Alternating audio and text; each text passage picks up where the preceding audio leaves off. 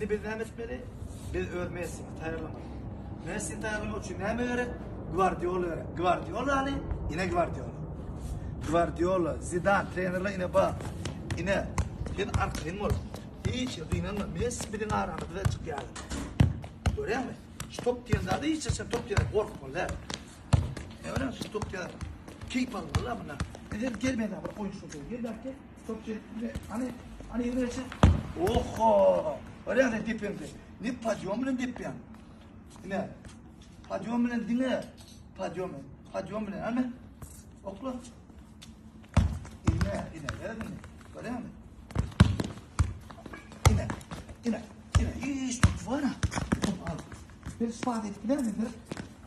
İndik gelemedi. Şunu uğrunlar. Analar mı? Ana. Hani. Ne geldim ben yani. İni ver. Baranda fikirlen. Hemen fikirlenmeli. Top tepemde kovulu dövülecekler var mı? Şu an fikirlenmeli. Ne dedim mi? Ne ben yani gel ya. Gelin bana. Gel. Bir şeyle de böyle. Gördün mü? Yine.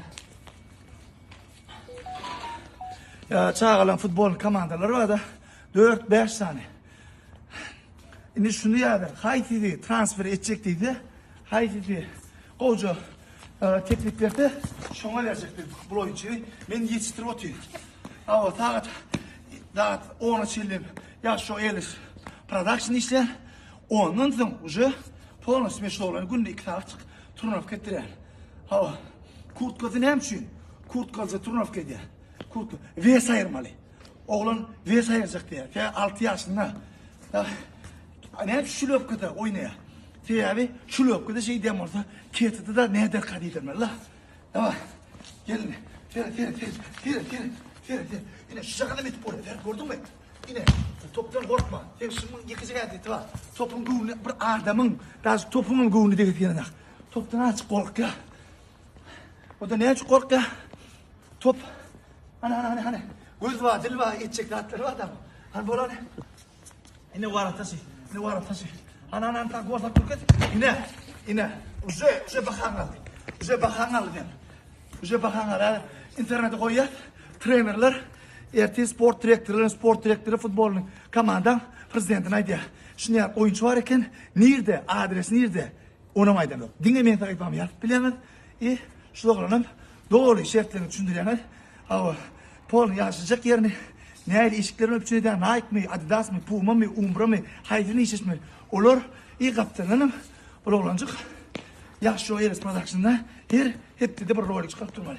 Davay. Yine davay. Bak nerede? Yine ben yapacak utanç kokuyor. Yine nerede?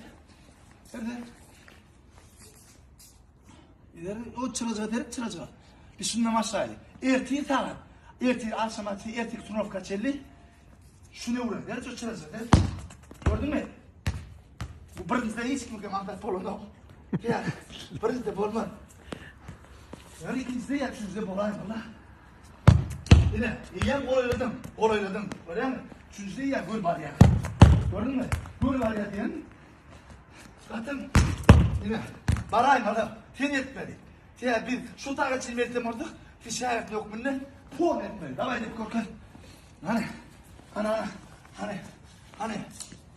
Gol yap. Yine. Gitmedi adın ne mi? Messi oyuncu. Yönü Ronaldo yatıp var yanım orada. Bir Ronaldo filtreli. Yine. Sen talandın.